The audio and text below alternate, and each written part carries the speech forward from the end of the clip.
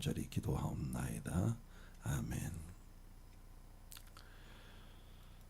자, 오늘 아침 우리는 디모데전서 2장 5절 말씀을 본문으로 해서 교회의 중심이라는 제목의 말씀으로 같이 은혜를 나누도록 하겠습니다. 교회의 중심, 교회의 중심이라고 하는 것이 어떤 교회의 영향력에 있어서의 중심, 이것보다 이 교회라고 하는 공동체가 항상 어디에 무게중심을 둬야 하고 어디에 초점을 맞춰야 하느냐 하는 그런 부분에서의 교회의 중심입니다. 교회의 정말 이 센터폴드는 무엇이 돼야 하는가 하는 그런 자, 본문을 먼저 같이 한번 읽어볼게요. 디모데전서 2장 5절입니다. 하나님은 한 분이시요 또 하나님과 사람 사이에 중보자도 한 분이시니 곧 사람이신 그리스도 예수라. 하나님은 한 분이시고 또 하나님과 사람 사이에 중보자도 한 분이시니 곧 사람이신 그리스도 예수라. 사람이신 그리스도 예수라. 이 그리스도 예수를 가르치고 배우고 나가서 전하는 것, 이것이 교회의 중심입니다. 교회 하면 바로 이것을 위해서 존재하는 그룹이다. 이게 여러분 오늘날 우리가 섬기고 있는 교회라고 하는 공동체를 하나님께서 이 땅에 디자인하신 그리고 세워주신 이유가 되어지는 아주 중요한 이야기입니다. 자, 우리가 지금 이제 오늘 읽게 되는 디모데전서, 오늘은 1장부터 3장까지, 그리고 내일 4장부터 6장, 그 다음날 디도서를 우리가 읽게 되겠는데요. 이렇게 해서 우리가 읽는 이 디모데전후서, 그 다음 또 디모데후서, 그 다음에 디도서, 이렇게 4일 동안에 걸쳐서 우리가 읽게 되는 이 책들을 pastoral epistle, 목회 서신이라고 부릅니다. pastoral epistle, 목회 서신. 그러니까 이 목회 서신이라고 하는 이 책의 그 카테고리가 우리들에게 보여주는 내용이 뭐냐 하면은 바로 그겁니다. 여러분, 바울 사도가 그의 믿음의 후배들이었고 믿음의 아들들이라고 생각하고 있었던 젊은 목회자 디모데와 디도라고 하는 이 젊은 목회자들에게 바울 사도가 애착을 가지고 있는 교회를 맡기면서 그 교회에 그들을 세워주면서 그들이 그 교회 공동체 안에서 사역자로서 감당해야 할 여러 가지 일들, 그러니까 젊은 목회자들에게 목회 현장에서 벌어지는 재반 일들을 다루는 법과 교회의 직분자들을 세우거나 또는 교회의 여러 문제들을 해결하는 방법, 그리고 말씀의 가르침, 정말 중요한 게 뭐냐 하면은 교회는 이 말씀의 가르침 위에 세워져야 합니다. 그렇기 때문에 말씀에 대하여 이들이 어떤 태도를 취해야 되느냐, 이 말씀의 가르침이 교회의 모든 사역에 어떤 그 포지션을 차지해야 하고 어떤 영향을 주어야 하느냐 하는 이와 같은 것들에 대한 기술적인 이슈들을 다루고 있다. 이게 목회 서신이라고 하는 이 책들에 대한 설명입니다. 디모데 전후서와 디도서, 이 세 권의 책이 바로 목회 서신인데요. 자, 우리 디모데 전서로 한번 들어가 보겠습니다. 오늘은 1장부터 3장까지를 우리가 읽게 되겠는데, 먼저 1장에서 바울은 디모데 전서를 쓴 이유가 무엇인가 하는 것을 우리들에게 보여줍니다. 디모데 전서를 바울이 쓴 이유가 뭔가. 우선 이 책의 내용을 보면 바울 사도가 에베소를 떠나서 마케도니아 지방으로 가면서 디모데를 에베소에 떨어뜨려 놓고 바울 사도가 세워놓은 이 아름다운 에베소 교회를 디모데가 섬기도록 부탁을 하고, 그리고 그 디모데가 에베소 교회를 섬기면서 반드시 마음속에 가져야 할 중요한 사안들을 이 책에 담아서 디모데에게 가르쳐 주고 있는 그런 책입니다. 그게 이제 그 디모데에게 바울이 이 책을 쓰는 이유인데, 자, 이 책에 보면은 바울이 에베소를 떠나서 마케도니아 지방으로 가는 그 행선지를 놓고 볼 때, 자, 우리가 여러분 2차 전도 여행이 끝나면서 바울이 겐그레아에서 머리를 깎고 그동안 그렇게 성령께서 못 가도록 그렇게 여러 가지 방법으로 막으셨던 그 소아시아로 바울이 들어갑니다. 이제 하나님 서원은 끝났습니다. 그러니까 겐그레아에서 머리를 깎고 하나님과 그 나시린처럼 이 선교 사역을 위한 서원을 이제 맡아서 그 사명을 감당하다가 이제 이 사명 끝났습니다 하는 걸 이제 하나님 앞에 선포하는 겁니다. 그리고 난 다음에 에베소로 들어갔어요. 그 에베소에 대해서 바울이 그런 애착을 갖고 있어요. 근데 에베소에 들어간 다음에는 바울이 안디옥으로 돌아갔거든요. 그러니까 2차 전도 여행이 끝나고 바울이 에베소를 방문했다가 돌아간 그 시점은 아닙니다. 그 다음에 3차 전도 여행은 아예 바울이 에베소로 먼저 와서 에베소에서 사역을 하고 난 다음에 마케도니아 지방으로 건너가서 유럽 쪽으로 갔기 때문에 아마 3차 전도 여행 때 에베소를 지나 마케도니아로 가면서 바울이 그 디모데를 에베소에 남겨두었거나, 아니면 사도행전에 나타난 바울의 그 에베소 중심의 사역, 나중에 이제 사도행전에 더 이상 에베소와 관련되어진 그 일은 바울이 그 사도행전 20장에서 예루살렘으로 올라가면서 자기들의 동족들을 위해 이 에베소로 예루살렘으로 올라가면서 밀레도에서 에베소의 장로님들을 초청해서 그 장로님들과 마지막 고별 메시지를 나누고 그리고 예루살렘을 향했기 때문에 이때는 아니에요. 이때는 예루살렘을 향해서 가던 그 여정에는 에베소를 지나서 그 예루살렘 쪽으로 갔기 때문에 에베소에서 마케도니아로 가면서 에베소에 디모데를 남겨두었을 가능성은 없습니다. 그 여행에서는.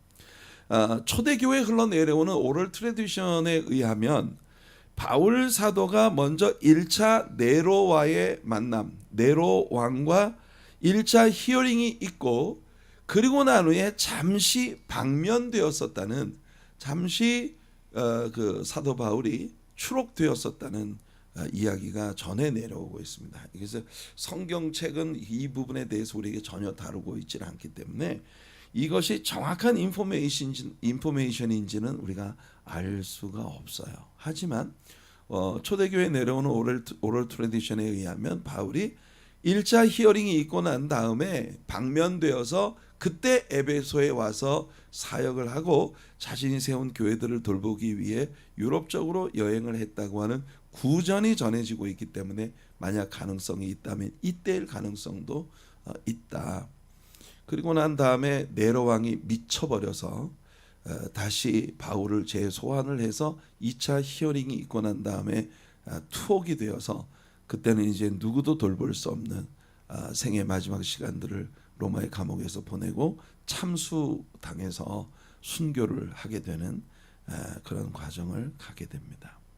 자, 어떻든 이것이 3차 전도 여행 때의 일인지 아니면 바울이 1차 추록이 되어서 에베소에서 사역을 하다가 다시 재소환되어서 로마의 감옥으로 돌아가기 전에 있었던 일인지 아마 둘 중 하나일 거라고 생각이 되는데, 어떻든 이런 상황에서 바울이 에베소를 떠나 마케도니아 지방으로 가면서 자신의 믿음의 아들 디모데를 이 자기가 그렇게 애착을 가지고 정말 죽음이 나를 기다리고 있다는 사실을 알면서도 예루살렘을 향하던 그 마지막 여정에 에베소의 장로님들을 밀레도에 초청해서 말씀을 나누었다는 그런 그 이야기를 볼 때 바울이 에베소에 대한 애착이 굉장히 컸다는 걸, 그리고 이 에베소가 나중에 여러분 그 1세기 그 초대교회에 있어서 굉장히 아주 중요한 역할을 감당했기 때문에, 그래서 예수님께서 소아시아의 7교회에 편지를 보내시는 것이 지구상에 존재하는 모든 교회들을 향한 예수님의 편지를 대변하는 굉장히 의미가 있고 영향력 있는 그런 서신이었던 겁니다. 그래서 이제 이 에베소에 대해서 바울 사도는 내가 떠나고 난 후에 분명히 아주 괴상한 생각을 가지고 있는 희한한 자들이 들어오게 될 것이다. 특별히 우리가 여러분 그 밀레도에서 에베소의 장로님들과 마지막 고별 메시지를 나눌 때 바울이 잠시 후에 교회에 이리 때들이 들어올 것이다 라고 하며, 그때에는 내가 3년 동안 너희들과 함께 있으면서 너희들에게 보여주었던 바, 정말 그 눈물로 밤낮 없이 기도하며 또한 말씀 중심의 사역을 했던 것처럼 너희들이 그렇게 양떼들을 섬겨주기를 바란다는 그런 메시지를 남기고 떠났거든요.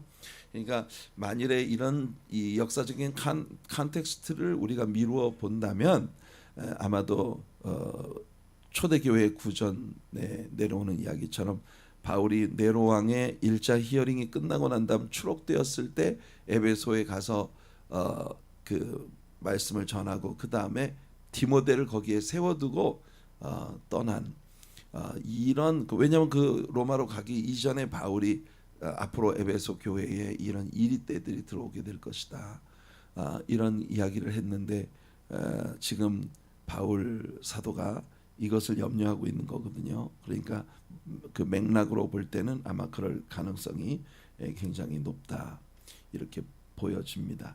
이저 에베소 교회를 정말 이런 이단적 사고를 가지고 있는 괴상한 자들이 교회에 들어와 가지고 교회의 본질을 흐트려 놓으려고 하는 이런 유혹과 공격으로부터 교회를 구하기 위해서 하나님의 말씀의 교리적인 아주 탄탄한 그런 가르침으로 에베소의 성도님들을 섬겨야 한다고 하는 그런 메시지가 디모데에게 지금 주어지고 있는 것입니다. 2절을 보면요, 믿음 안에서 참 아들 된 디모데에게, 정말 달달하지 않습니까? 믿음 안에서 참 아들 된 디모데에게. 이제까지 바울 사도가 바울의 서신을 우리가 여러 개를 공부를 해왔어요. 그런데 디모데에게 주는 이 편지는 다른 그 교회를 향한 바울의 그 공식적인 인사들, 그리스도로 말미암아 사도가 되고 또 그리스도의 종으로 부름받은 상당히 치열한 그런 그 인사들로 편지를 오픈하던 그런 바울의 이야기들보다는 사뭇 아들에게 주는 아비의 심정을 가진 바울의 따뜻한 마음이 서려 있는 그런 편지입니다. 믿음 안에서 참 아들 된 디모데에게 편지하노니 하나님 아버지와 그리스도 예수 우리 주께로부터 은혜와 긍휼과 평강이 내게 있을지어다. 제가 여러분들에게 몇 차례 이 부분에 대한 이야기 해드렸거든요. 바울 서신을 보면 항상 이 문안 인사가 두 가지가 나왔습니다. 은혜와 평강.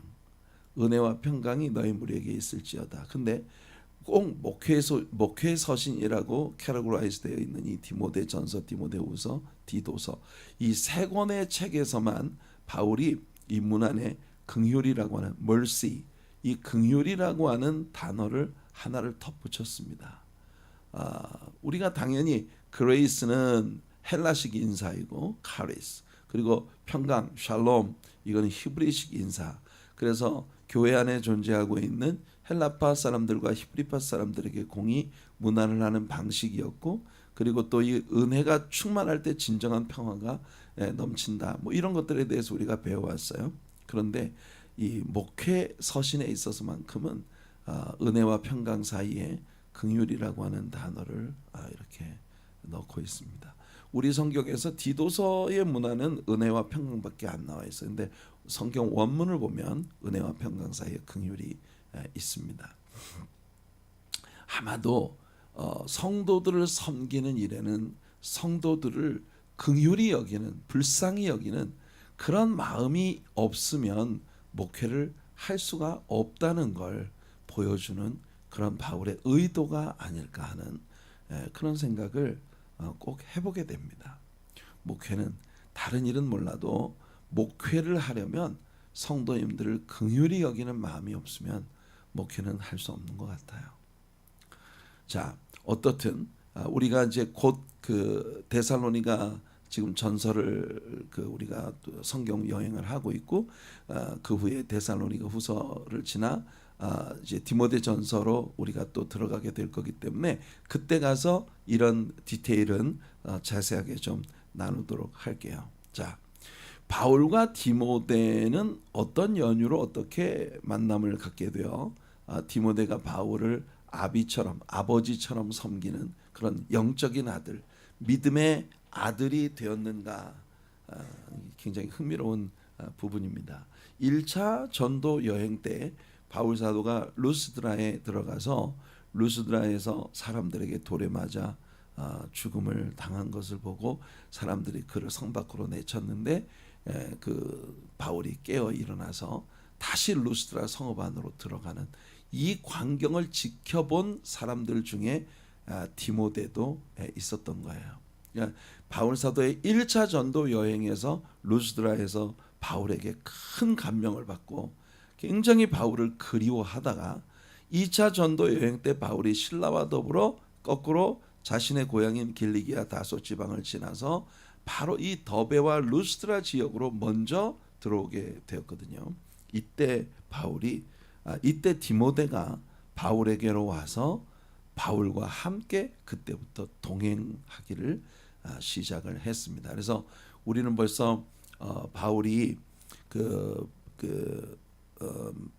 데살로니가를 떠나서 베레아로 가면서 이 디모데와 실라를 데살로니가에 머물면서 좀 더 내가 너무 일찍 데살로니가를 떠나기 때문에 너희들이 여기 좀 더 머물면서 데살로니가 교인들을 돌봐주라고 하는 부탁을 하고 고린도 아덴에서 디모데와 실라를 만나기로 했지만 아덴에서 역시도 바울은 또 급히 고린도로 이동을 하게 되면서 결국 고린도에서 디모데와 실라 일행을 다시 만나게 되는 그런 과정을 봅니다. 그러니까 바울 사도는요 그의 서신 가운데에서 이 디모데라는 인물에 대해서 내가 정말 신뢰하고 나와 동일한 마음 같은 비전을 품은 사람은 디모데밖에 없다. 자신의 사역에서 자신과 같은 마음을 품은 사람이 디모데밖에 없다. 이렇게 빌립보 교인들에게 소개를 하고 있는 그런 장면을 우리가 배울 수 있었습니다. 그러니까 바울과 디모데 사이에는 굉장히 아주 깊은 유착되어 있는 그런 마음과 무엇보다도 신뢰가 굉장히 컸어요. 그래서 바울이 누군가를 어디에 자기와 동일한 마음을 가진 누군가를 어디에 보내야 한다면 디모데를 주저하지 않고 선택할 수 있는. 저는 선배 목회자들에게 그런 사랑을 참 많이 받았습니다. 제가 고등학생 시절에 정말 예수님을 영접하고 변화된 그런 그 삶을 경험할 수 있었던 첫 번째 저희 교회의 담임 목사님이 이제 고등학교를 갓 졸업하고 신학교에 막 들어간 저를 누가 개척을 하다가 실패를 하고 떠나버린 그 자리에 저를 보내면서 교회를 개척하도록 경기도 가평에 교회를 개척하도록 저를 보냈어요. 그곳에 내려가서 1년 만에 우사를 개축을 해서 성전을 만들고 성전 봉헌 예배를 드릴 때 저의 담임 목사님을 초청을 해서 봉헌 예배를 드리는데 그때 담임 목사님이 제가 섬기던 성도님들 앞에서 이 정전도사는 그때 당시에 제가 신학생이었으니까 이 정전도사는 나한테 믿음의 아들 디모데와 같아서 누군가를 내가 정말 소중히 여기는 곳에 누군가를 보내야 된다. 비록 나이가 어린 이제 고등학교를 갓 졸업하고 신학교에 막 입학한 그런 전도사이지만 내가 바울이 디모데를 믿고 보낼 수 있었던 것처럼 정전도사를 여기에 내가 디모데를 보내는 것 같은 심정으로 보냈다 하면서 제가 섬기던 양떼들에게 그런 말씀을 해주시던 생각이 지금까지도 납니다. 참 굉장히 격려가 되고 힘이 되었는데 그 봉헌 예배를 드리고 난 바로 그 다음 날 군대에 오라고 영장이 나왔어요. 제가 북한 선교원에서 사역을 할 때도 이사장 목사님이 저한테 그런 말씀을 하셨습니다. 부흥회를 초청을 받았는데 목사님이 갑자기 몸이 아파서 약속을 지킬 수 없는 그런 상황이 되었을 때 저를 그곳으로 보내면서 그곳에 이게 담임 목사님에게 이 목사가 가서 이 정 목사가 가서 설교를 하면 내가 하는 것과 똑같다. 나는 이 정 목사를 어디든 내가 갈 수 없는 곳에 누군가를 보내야 한다면 이 사람을 보낸다. 이런 굉장히 그 선배 목사님들에게 그런 애정과 사랑을 참 많이 받으면서 사역자로서 자라왔는데, 그래서 바울과 디모데의 이 아름다운 만남에 대한 이야기를 하면 저에게 그런 사랑을 베풀어 주셨던 저의 선배 목사님들에 대한 추억들이 떠오르면서 제가 참 은혜를 많이 입은 사람이다. 그런 감사가 마음속에 일어납니다. 자, 3절과 4절을 보면요. 내가 마케도니아로 갈 때에 보세요. 마케도니아로 갈 때에 너를 권하여 에베소에 머물라 한 것은 어떤 사람들을 명하여 다른 교훈을 가르치지 말며, 자, 이 에베소 교회 안에 다른 교훈을 가르치는 자들이 들어온다. 그리고 그들은 항상 신화, 이 미톨로지, 이게 정말 이 기독교 복음을 완전히 합리적이고 그리고 영적 감동이 있는 성경의 확고한 교리 위에서 말씀을 가르쳐야 되는데 항상 이 미톨로지, 신화적인 그런 신비주의적인 그런 개념으로 기독교 신앙을 자꾸 끌고 가려는 그런 자들이 항상 있다는 거예요. 그러니까 교회에 있잖아요. 성도님들이 건강하게 말씀으로 양육을 받고 훈련돼야 하는 것이 교회를 담임하고 있는 목사가 항상 가장 염두에 두고 있는 건데, 이 교인들에게 약간 신화적인 그런 어떤 신비주의적인 그런 이 습관을 가지고 와서 사람들을 착취하고 하는 이와 같은 일들이 교회 속에 들어오면 교회가 영적으로 너무나 큰 영향을 받고 흔들리는 그런 일들을 교회 역사 가운데 우리는 너무나 많이 볼 수 있었습니다. 끝없는 족보에 몰두하지 말게. 그러니까 여러분, 이 거짓 교사들이 하는 짓은 항상 똑같아요. 파벌.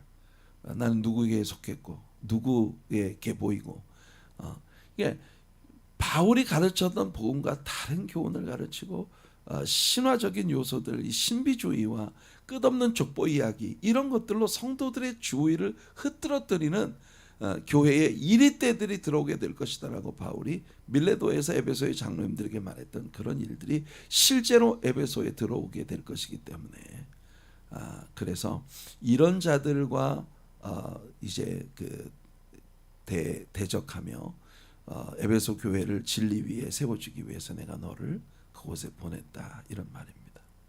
이런 것은 믿음 안에 있는 하나님의 경륜을 이루는 것보다 도리어 변론을 내는 것이라. 그러니까 교회 안에 끊임없는 논쟁거리를 일으키는 거예요. 여러분, 바울은 말했어요. 하나님의 말씀에는 언제나 예가 되나니. 그러니까 하나님의 진리의 말씀에 아멘, 아멘 하며 따라가면 교회가 너무나 향기롭고 아름답고 은혜로운 성장을 향해서 나아갈 수 있습니다. 그런데 끊임없이 반론을 제기하고 이론을 내고 변론을 만드는 컨트로버시, 이 항상 교회 안에 컨트로버시한 그런 이슈들을 일으켜서 교회를 그 성도님들의 주님을 향한 사랑과 순수한 신앙을 어지럽히는 이런 일들이 교회 안에 늘 있어 왔다는 겁니다. 그러니까 이런 것을 막고 하나님의 진리 위에 교회를 건강하게 세우기 위해 디모데 너를 내가 에베소에 머물라고 떨어뜨려 놓았다. 이 교훈의 목적은 청결한 마음과 선한 양심과 거짓이 없는 믿음에서 나오는 사랑이거늘. 그러니까 이 바울 사도가 에베소 교회를 세울 때 그 에베소 교회의 건강한 기초로 세워 주었던 마음이 뭐냐? 하나님의 말씀으로부터 교훈을 받아 청결한 마음과 선한 양심과 거짓이 없는 믿음에서 나오는 사랑을 가지는 것. 여러분, 교회가 성도님들을 양육하는 일에 있어서 가장 관심을 기울이고 그리고 또 집중하고 노력해야 되는 부분이 바로 이거예요. 여러분, 크리스천 철치의 모든 기독교 교회 안에 있는 신자들의 모습을 대변하는 단어들이 이겁니다. 청결한 마음, 선한 양심, 거짓이 없는 믿음. 근데 뭔가 있잖아요. 이 사람들이 약간 그 이교적인 그런 가르침이나 교회를 이렇게 흔드는 그 이리떼들의 영향을 받는 사람들은 항상 보면 누군가의 등 뒤에서 수근수근하고 약간 어떤 사람에 대한 그 미움을 마음속에 점점 눈덩이처럼 키우고 하는 이와 같은 일들을, 이런 무드를 교회 안에 조성시키는 이런 일들이 있다. 그러니까 지금 이것은 목회자에게 보내주는 목회의 기술에 대한 서신이기 때문에 이런 일들을 미연에 방지할 수 있는 그런 그 일침을 바울이 디모데에게 주고 있는 겁니다. 사람들이 이에서 벗어나 헛된 말에 빠져 율법의 선생이 되려 하나. 그러니까 사람들이 건강한 하나님의 말씀의 가르침으로부터 벗어나서 그 헛된 말에 현혹되어서 저마다 율법 선생이 된 것처럼 다 자기 의사가 있고 자기 생각이 있어요. 근데 그래서 자기가 막 이런저런 것들을 막 말을 하지만 정말 답답한 게 뭐냐면 실제는 자기가 말하는 것이나 확증하는 것조차도 깨닫지 못하고 내가 지금 무슨 말을 하고 있는지, 자기 스스로가 내가 지금 무슨 짓을 하고 있는지 이런 것조차도 알지 못하면서 교회를 굉장히 그 어지럽히고 흔들어 놓는 이와 같은 일들이 교회 안에 들어온다는 걸 바울이 그 디모데에게 얘기해 주고 있는 것입니다. 우리가 변론이나 논쟁을 통해서 얻을 수 있는 건 아무것도 없어요.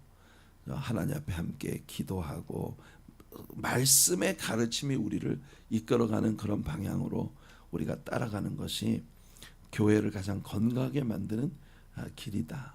근데 사실이잖아요. 바울이 지금 교회 안에 들어오게 될 이리들, 교회를 굉장히 어지럽히는 이런 그 괴상한 생각을 가지고 교회가 원래 가야 하는 그런 방향이 아닌 엉뚱한 방향으로 자꾸 교회를 그 흐트러뜨리는 이런 무리들에 대해서 바울이 어떻게 이렇게 잘하냐, 어떻게 이렇게 잘하냐. 그러니까 우리가 이 디모데전서라는 편지가 굉장히 가치가 있는 것이 뭐냐면 바울 자신이 다른 서신에서는 얘기할 수 없는 선배 목회자가 후배에게 아버지의 마음을 가진 바울이 아들과 같은 디모데에게 정말 아비의 마음을 가지고 해줄 수 있는 조언들이기 때문에 바울은 굉장히 정직한 그런 자기 고백들이 이 책에 많이 굉장히 매력적인 것이, 여러분 바울이 어떻게 교회를 이렇게 힘들게 만드는 자들에 대해서 잘 알고 있느냐 하면요, 그게 과거에 자기가 그랬기 때문에.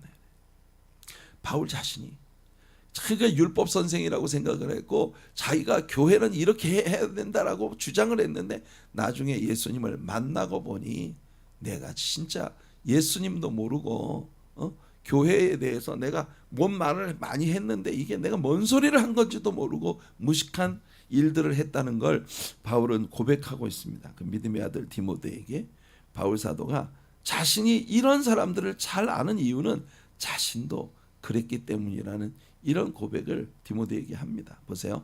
나를 능하게 하신 그리스도 예수 우리 주께 내가 감사함은 나를 충성되이 여겨 내게 직분을 맡기심이. 저는요 이 구절 속에 담긴 바울의 마음 속에 있는 주님의 사랑을 향한 감지덕지의 마음, 진짜 어떻게 내가 하나님께 이런 사랑을 받을 수 있었을까?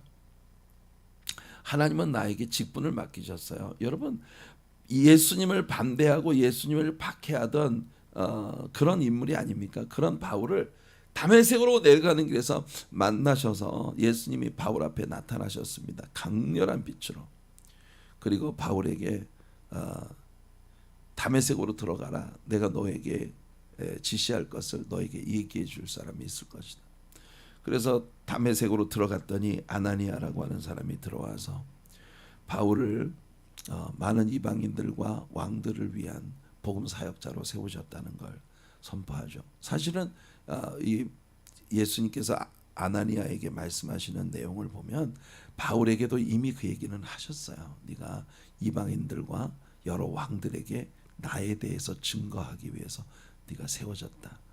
그래서 바울 사도는 하나님이 자기에게, 이 예수님께서 자기에게 예수 그리스도를 위한 직분을 맡기셨다는 게 정말 상상할 수 없는. 예수님이 얼마나 못된 짓을 했는데 예수님께 대해서. 그런데 나를 이렇게 껴안아주고 이렇게 나를 사랑해주고 나를 이렇게 당신의 종으로 세우신단 말이야. 그 이유는 뭐냐? 나를 충성되이 여겨. 이 여긴다는 말이 굉장히 매력적인 말입니다.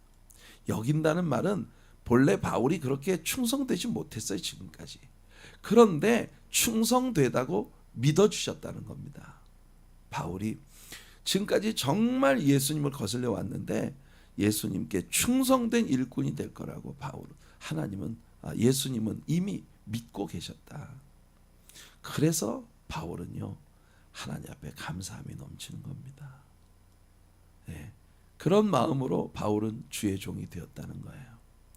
내가 전에는 비방자요, 박해자요, 폭행자였으나, 이게 바울이 얼마나 교회를 향해서 못된 짓을 많이 했는데, 도리어 긍휼을 입은 것은 내가 정말 우리 주님께 상상도 할 수 없는 그런 잘못들을 저질렀는데 도리어 주님은 나를 불쌍히 여겨주셨다. 그래서 바울은요, 목회 서신에 은혜와 평강 사이에 긍휼을 넣고 있는 겁니다. 사람을 변화시키고 사람의 영혼을 얻는다는 것에는 긍휼히 여기는 마음, mercy, 자비로운 마음, 불쌍히 여기는 마음이 없으면 할 수 없다는 거예요. 긍휼을 입은 것은 내가 믿지 아니할 때 알지 못하고 행하였습니다. 우리 주의 은혜가 그리스도 예수 안에 있는 믿음과 사랑과 함께 넘치도록 풍성하였도다. 자신이 하나님께 받은 은혜에 대해서 얼마나 절절하게 묘사를 하고 있나 보세요. 저와 여러분 모두가 다 바울처럼 이렇게 고백할 수 있는 주님과 나와의 사랑의 자기 고백이 아주 뚜렷한 그런 신앙인들이 다 될 수 있기를 바랍니다. 믿보다는 말은 faithful, 신실하단 말입니다. 모든 사람이 받을 만한 이 말이요, 그리스도 예수께서 죄인을 구원하시려고 세상에 임하셨다 하였도다. 죄인 중에 내가 괴순이라. 비스트였어요. 비스트. 죄인 중에 내가 괴수였다. 그러나 내가 긍휼을 입은 까닭은 예수 그리스도께서 내게 먼저 일체 오래 참으심을 보이사 후에 주를 믿어 영생 얻는 자들에게 본이 되게 하려 하심이라. 아마 바울 사도가 지금 여기서 하고 있는 논지는 뭐냐면, 나 같은 사람이 예수님의 사랑 때문에 구원받았다면 이 세상에 구원받지 못할 사람은 아무도 없어. 이렇게 말하고 있는 거예요. 그러니까 디모데에게 긍휼을 베풀며 사랑과 인내 가운데서 교회를 지키는 일을 끝까지 잘 감당해 줄 것을 부탁하고 있는 것입니다. 자, 2장에 들어가면서 바울은 디모데에게 기도를 가르칩니다. 그러므로 내가 첫째로 권하노니 모든 사람을 위하여. 그러니까 바울이 후배 목회자 디모데에게 첫 번째로 주고 싶은 권고는 뭐냐면 기도해라. 모든 사람을 위하여 간구와 기도와 도고와 감사를 해라. 이 바울 사도는요, 자신이 가르치는 것을 항상 자신의 삶에서 먼저 실현하려고 애를 쓰는 그런 인물입니다. 그래서 바울이 쓴 서신들을 보면 편지를 받는 모든 교회들 향해서 바울이 빠뜨리지 않는 것이 있어요. 내가 너희 무리를 위해 항상 기도하고 있고 기도할 때마다 항상 감사의 추억으로 너희들을 떠올리고 있다. 그러니까 여러분, 우리가 항상 기도로 넘치는, 그리고 기도할 때마다 늘 감사의 제목이 넘치는 그런 우리들이 되는 게 중요해요. 특별히 도고라고 하는 말은 intercession, 중보 기도를 하라는 겁니다. 누구를 위해서? 특별히 지도자들을 위해서, 왕이나 대통령 혹은 사회 지도자들과 교회 지도자들을 위한 중보 기도의 필요성에 대해서 바울은 디모데에게 가르쳤어요. 결국 바울 사도가 디모데에게 가르쳐주고 있는 모든 메시지들의 중심은요 바로 예수 그리스도십니다.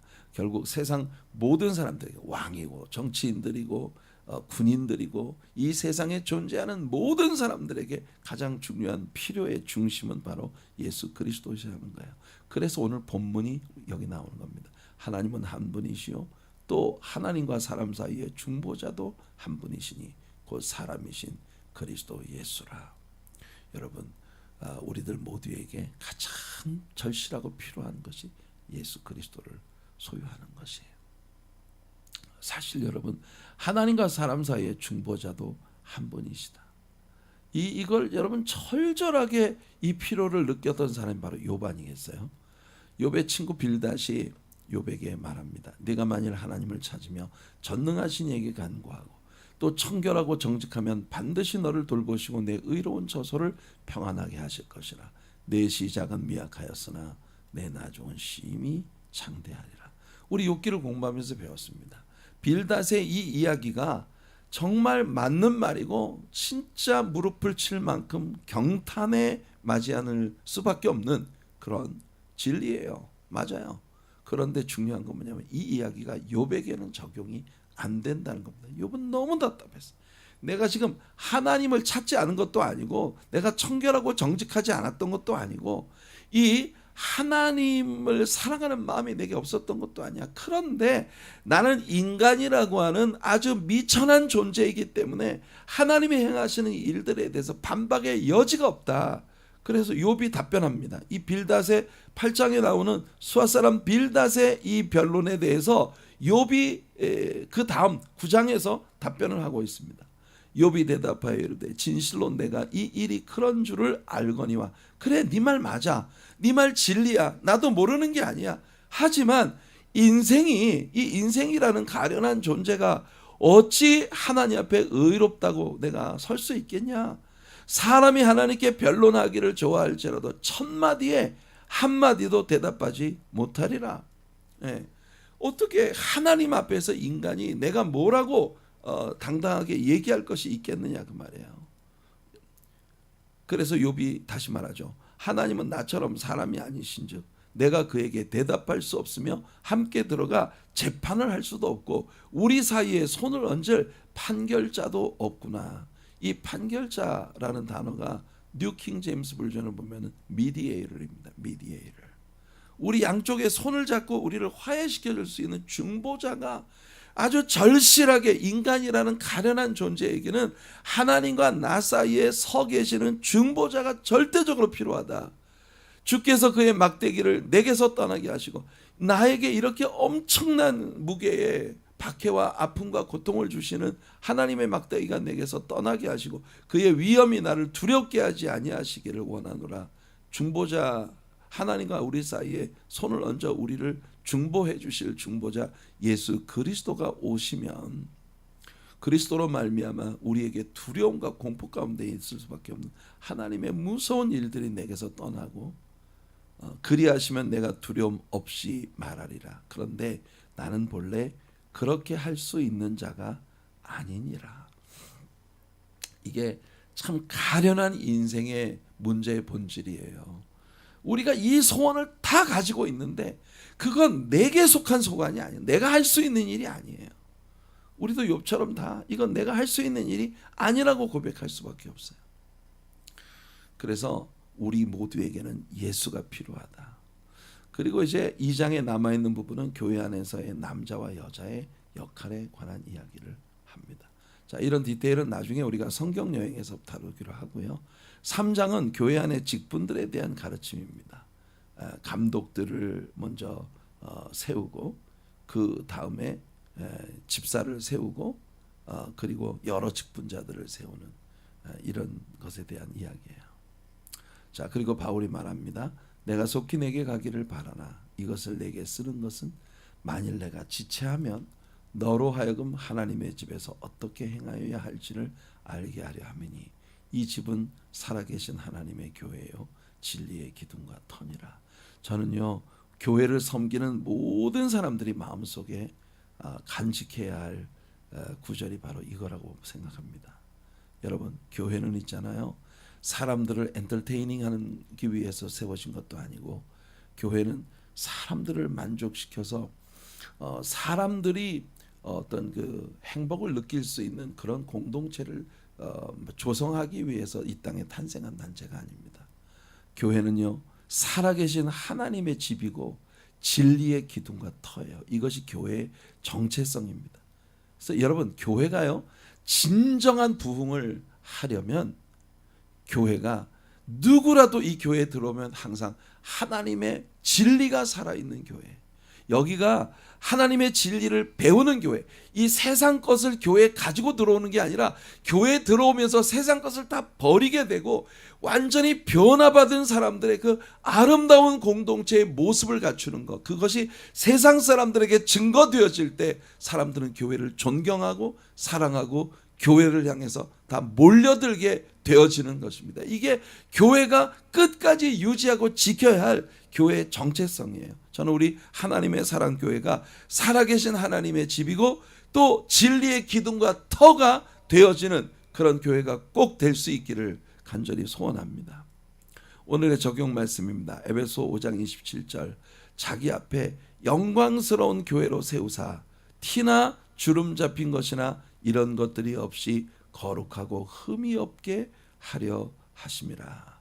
예수 그리스도의 몸된 교회를 세우는 일에 있어서 남편이 마치 예수님이 교회를 향해서 해가는 것 같은 그런 사랑으로 하는 것처럼, 그렇게 예수님께서 그리스도의 몸된 교회를 주님 앞에 영광스러운 교회로 세우셔서 티나 주름 잡힌 것이나 이런 것들이 없이 거룩하고 흠이 없게 주님 앞에 서게 만들어 주시려는 것이다. 이게 교회를 향한 예수님의 소원입니다.